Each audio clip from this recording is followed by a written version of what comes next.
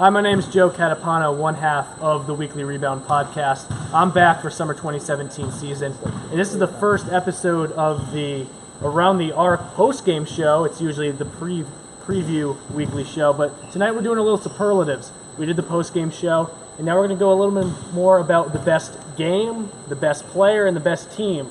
I'm here with Ryan, Greg, Daquan, and Connor. We're going to start it off with the best game of Week 1. If anyone wants to jump in, what do you think was the best game tonight in Week 1? We had a lot of them. I don't think we're going to be in much of a disagreement. It's the, oh man, it was so good I can't even remember the team names. Brotherhood and Central Chocolate in overtime.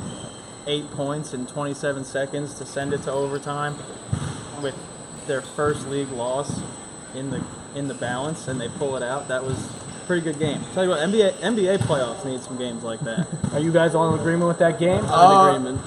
I'm actually going to go with the Bad Boys versus the Flight Club because 42 points, 9 rebounds from Destin Simmons. That's basketball you want to watch all day long, right? Though the rest of his team didn't kind of pick him up, but 42 points, you're going to win all the time when you got a guy scoring 42 points, grabbing 9 boards, and you got guys off the bench scoring 10 and 12. So you're going to win those games all day. So I think that game was real fun to watch, 42 points. Mm-hmm. Don't get no better. Greg and Connor, you in agreement with Ryan over here with Brotherhood?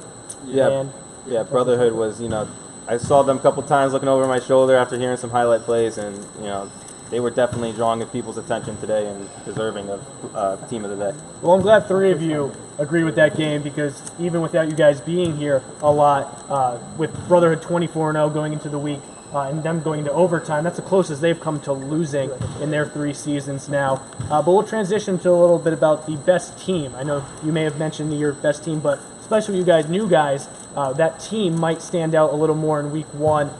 Maybe go right down the order. Who is your best team, Ryan, here in Week 1?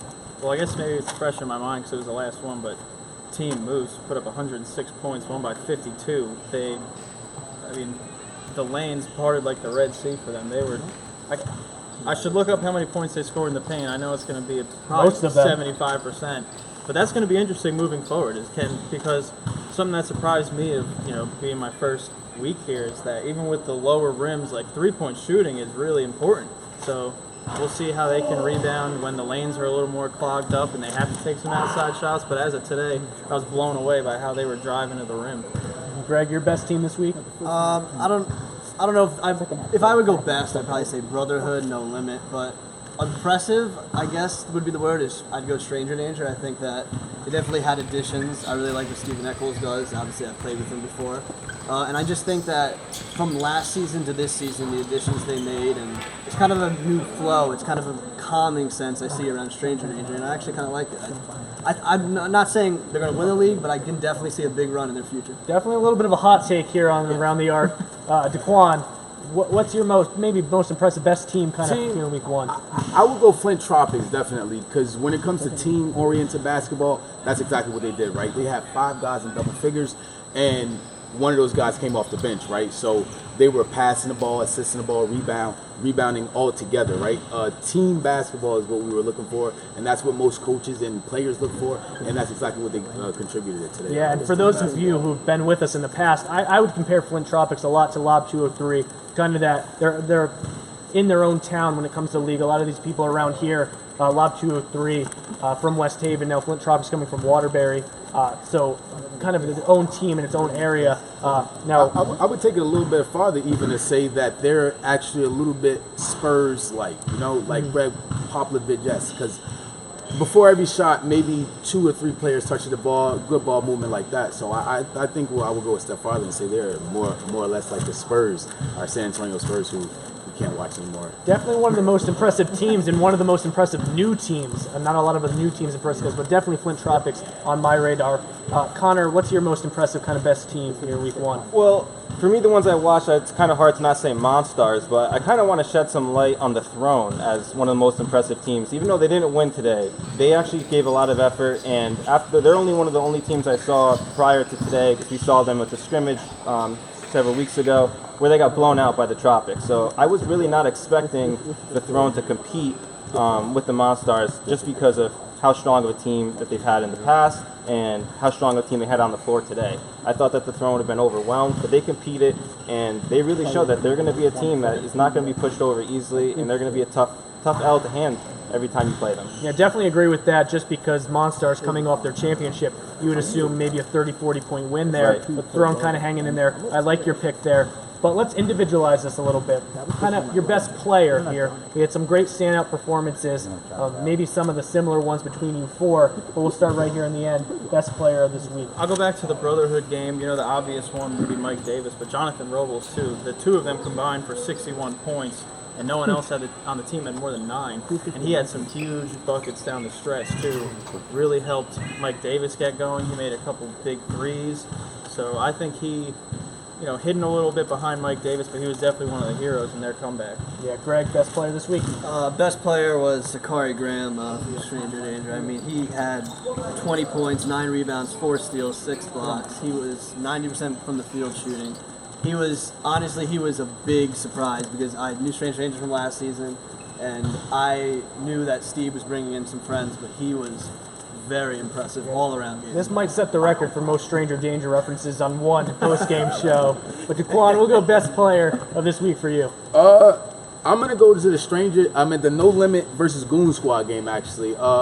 We all know Jalen Graham could light it up. You know what he did last year, and he lights it up. But I'm going to give it to Rashawn Hendricks, right? Because he did all the little things that propelled that team to a win. Jalen Graham and him were unstoppable, but he had 9 assists. He had 6 rebounds, 7 steals. The defense was remarkable today.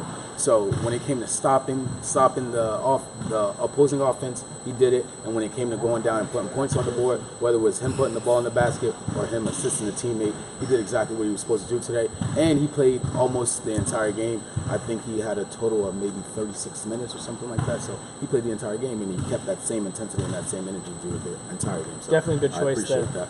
Connor? Yeah, I'm going to go with his teammate, Howie Miller. Obviously Jalen Graham and Vargas are two, perimeter threats who can both shoot and attack the basket, which also draws up and creates a lot of opportunity for shooters like Howie, who was open in the corner on several times today, was lights out with 25 points, most of them coming from 3. I've really never seen a guy shoot that well. Obviously, I've never seen a rim senior playing a rim league this short, but it was really lights out. He was putting the ball in from all over the arc, and I think that his ability to stretch the floor will create a lot more opportunities for guys like Vargas and Jalen Graham to continue to do damage on the offensive side. And while we've kept it pretty positive here on the arc this week, Greg, as a member of Light It Up in the winter, he knows a little bit about disappointment. A little too much. So he, the sole member of this group here on the arc, going to give us the most disappointing team of week 1 of the 2017 summer season. My most disappointing team was Run TMC. For many reasons. One, they made a big run last year. Season 4, they had new additions, especially with John Rulin coming from No Limit. Big addition. He had 17 and 3 tonight, but only shot 30% from 3, so obviously needs to improve that. He's a very good player. But, I think we all just really expected a lot out of Run TMC. They're a very good team, and I think they just have to put the pieces together and find more of their rhythm. I think it's just going to take some time. Yeah, definitely with Roger Goodell at the helm of this team, I'm surprised they came out and lost week 1 here in season 4 of Legacy Leagues. But great job, guys, here on Around the Arc in week 1 for Ryan, Connor, Daquan, and Greg. I'm Joe Catapano here on Around the Arc. We'll see you guys next week for more superlatives, week 2 Legacy Leagues. See you then.